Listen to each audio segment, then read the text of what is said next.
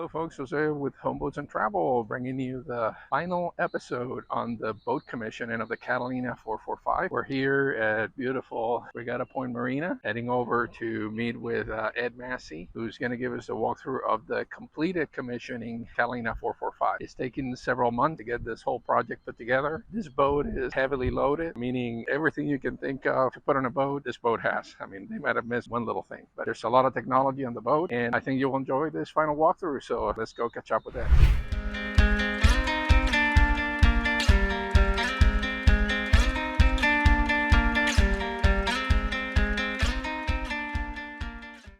Hi Ed, so we're ready for our walkthrough of the outside of this beautiful boat. Catalina introduced the 5 Series with the Catalina 445, this model, as a 2010 model year yacht. And that really was a defining moment for Catalina. Catalinas were always a good boat, very well regarded, stoutly built. Catalina 5 Series took Catalina to a new level. And that is, again, defined or redefined Catalina, kind of moved them into the better, best category of boat building. A production boat, to the extent that you only have one interior design on each boat and one hull design, but otherwise it's all handwork, kind of old technology and new technology blended together to create boats that will last for years and years and years. We're really proud to be a Catalina dealer for the 45 years that we've been in business. So a quick little recap of some of the features and benefits on this Catalina. I always want to remind people there's a collision bulkhead right here, and that collision bulkhead is watertight. And at the very bottom of the anchor locker, of course you can see we've put 3 fenders in here just for stowage, but at the bottom is a strike zone which is filled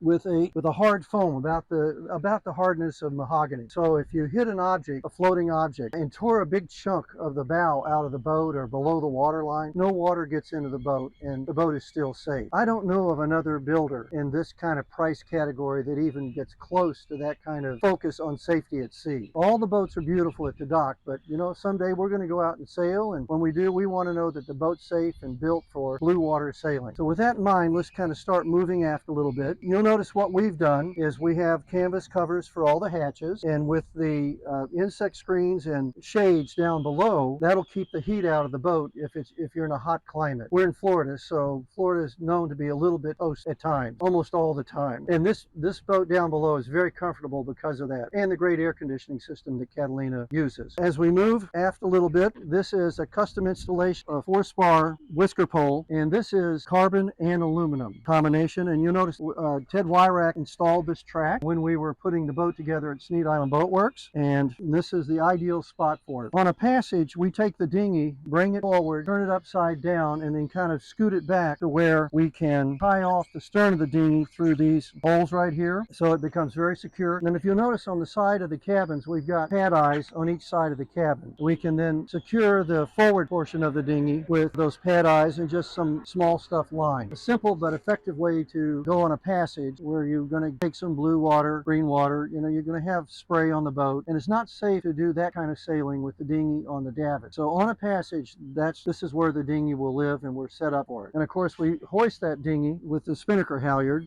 which is forward right now. We'll move that back as we progress with the owner's orientation. Of course, we'll put that back here so it doesn't foul the furling system or the head sail. Another thing I want to point out on all Catalinas, because on the 5 Series, Catalina uses a Selden system, and right here is the serial number for this mast and all the appurtenances that are installed on the mast. So if you have a problem, an issue, or a question, you call Selden, you give them that serial number, and they can tell you everything that they installed on this mast. They've already got all the links on the standing rigging, but you know, if you say you lost part of your gooseneck, they can, with that serial number, they can tell you exactly which gooseneck, where it goes, how it's installed, just a whole lot of information. And that we love that, because you know, it's down the road that you really find out how dedicated a builder and a dealer is to taking care of their customers. And that's just another example of how we try to take care of our customers, as does Selden and Catalina. As we continue to move aft a little bit, I want you to see this is a Viking Rescue Pro 6-person life raft. So the challenge here in installing it, and there was a challenge, is this deck has quite a bit of crown or camber to it. So it's not like this, it's actually like this. bit. And to put this in a safe place, an easy place to launch the life raft if the need arises, we had to come up with a system where we had a stainless steel part and then lots of starboard's impervious to any degradation from water or sun or wind, and build this support very carefully. And we moved this around enough times that we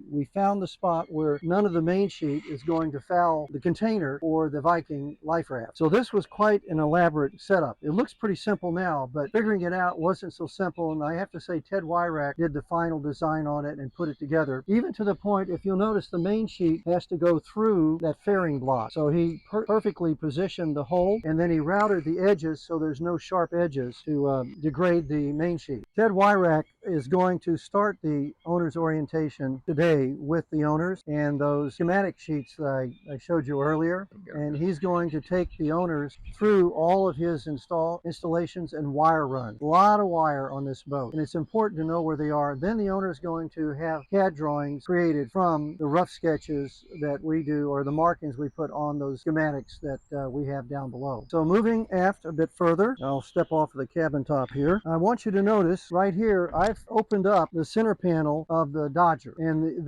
this material is polycarbonate material. It's a hard material, and if you'll notice, there's no distortion in the radius. Typically, if you have isinglass, as good as it is, you'll see wrinkles and distortion in the radiuses. You don't get that with polycarbonate. Also, Steve Lippincott, in building this, you'll notice, has cutouts for all the lines that do a pretty good job of matching where the lines come through, so that when you take water on the boat, you're not getting a big gush of water back in the cockpit. So if we move aft, I want to just point out, on our Dodgers, we kind of have what we call the Massey Lippincott quintessential Southern canvas package. I know that's a lot of words, but it really describes what this is. And part of what we do is use this 1¼ inch tubing on all the frames, and then we have a handhold, the length of the Dodger, a handhold behind the Dodger, because this is important, a handhold with the stern rail, because you notice it's 1-inch stainless steel tubing. As we go into the boat, into the cockpit, you notice there's a handhold here in the cockpit table, and a handhold right here in the cockpit, and then a handhold on the backside of the aft of the Dodger. Just about anywhere your hand would go intuitively as you're moving around this part of the boat, there's a handhold, a stainless steel handhold. Again, safety at sea is a big concern at Catalina and in our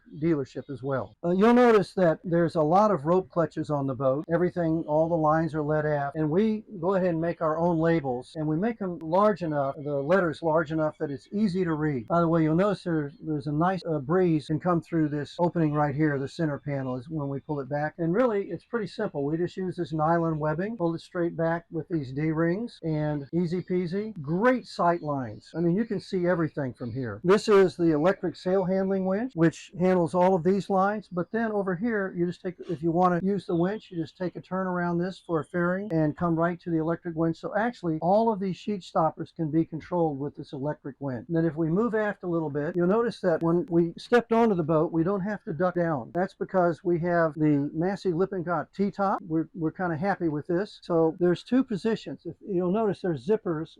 If you look underneath, there's zippers, two sets of zippers. And the first set of zippers opens up the side of the cockpit, so it's very easy to enter the boat. If we go one more set, we're going to end up with the entire T-top only being this wide. So you never remove the connecting canvas. You just simply roll it up, you zip it so it stays in place, and then when it's time to put it back on, it takes about less than a minute with no strain at all. You're not fighting with anything to try to get the zippers going. You'll notice this boat has the Catalina, again, cockpit table, beautifully done. I mean, it's just gorgeous. These are Catalina cockpit cushions, and they even go to the trouble of having the cushions cut here so you don't have to remove the other portions of the cushions when you want to get into locker. This is a gull wing locker, big locker lid, as you can see. Makes it really easy. So this works both as your escape hatch and your access The access into that port side stateroom. Over here, we have a hatch, an escape hatch for the starboard stateroom, and actually, if you remove this, it'll stay up, and you can open up that hatch for a breeze. If you're in an area where it's a nice breeze at night, put down the anchor, open up the hatches, and it's very, very comfortable and cool in the boat. We always use, on our boat, when we order them, and this owner wanted this as well, we always have a 12-inch GPS MFD at both helm stations. Again, with a bit of an angle, you notice this is an angle. The sight lines here are very easy to see, and with 12-inch screens, monitors, you can see everything. Similarly, we put the autopilot autopilot head up here, control head. So it's right at your touch. And we put the control head on the starboard side because the starboard side is the side you control the engine on. So it's more appropriate to have the autopilot here. I mentioned earlier we had 3 VHF smart mics. One here, one on the helm on the port side, and one down at the nav station. Of course, our bow thruster, I probably have that turned off. I do. This is the bow thruster control. And so you're moving the boat into the slip. You've got the shifter handy right here, the bow thruster here, and your autopilot here. Again, in complete control in a very tight little package. By the way, we've got this MFD set for engine. So when we start the engine, you'll see the engine temperature, oil pressure will all be reading, as well as the tack. It'll all be reading right here. And if we set up the fuel tank sensors, well, we don't have sensors on this boat with a fuel tank. So we won't be able to see what our fuel level is here. We have the fuel gauge here. This boat has an additional 18 gallon tank, and we have the fuel gauge for that tank over on the starboard side of the table. And now you'll notice there's a black starboard part right here in this tray. What we did there was the owner wanted his Steiner Commander binoculars to fit there where it wouldn't move around, and his spotlight. So we created that black starboard part so we could put those 2 items in the tray and they wouldn't move around. And then what we've done here, these are again the Catalina cockpit cushions, but the owner wanted this Yeti cooler, so when they're out sailing, they don't have to go down below for drinks. So here's the Yeti cooler.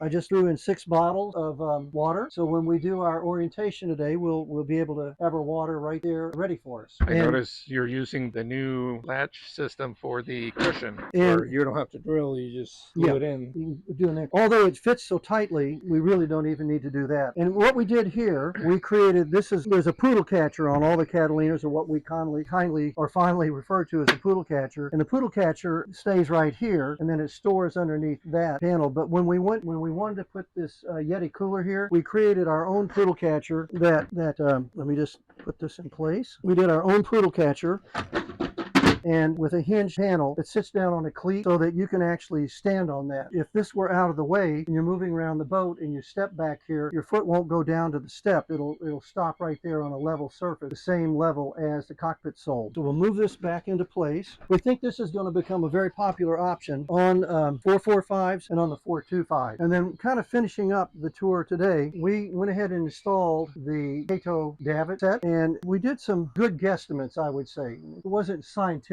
but we eyeballed it a lot. We wanted the tube of the dinghy to fit into the curvature of the lower unit of the outboard. We want to get the dinghy as high as we can get it so you can actually get in and out of the water easily with the dinghy in the up position. You don't have to lower the dinghy, and sometimes you have to do that. Then with these secured straps, the dinghy doesn't move from side to side much, and then we just tie a little bit here and a little bit over there, so the dinghy is very tight into the davit system, so it's not moving around a lot when you're out sailing. And of course we use the Cato crane, and we'll lower that down onto the dinghy once we put the dinghy in the water, and that works really well. A couple of us have kind of practiced this a little bit, and we're comfortable with how easy it is. Yeah, I noticed this is a custom built cushion for over the Yeti cooler, and you also made a custom bag for to protect the propeller and the dinghy. Well, yeah, what we wanted to do here is we wanted a padded lower unit cover so that the dinghy wouldn't chafe against this lower unit. And again, Lippincott did that work, did a beautiful job. The last thing I want to mention that I failed to mention as we were walking by it, part of what you want to do when you're cruising is you want to be able to trim the sails very, very well, the head sail, as well as the main. Well, as you're changing sail trim, sometimes you have to go onto the deck to move the Genoa car. So what we did was we bought the Garhauer Easy Glide Genoa car track adjuster so that you do everything from inside the cockpit here. You don't have to go out into the weather deck at all to adjust the car to trim the sails. Very nice. So basically, this is your command center right here. It's also your safety zone, lots of handhold, and you can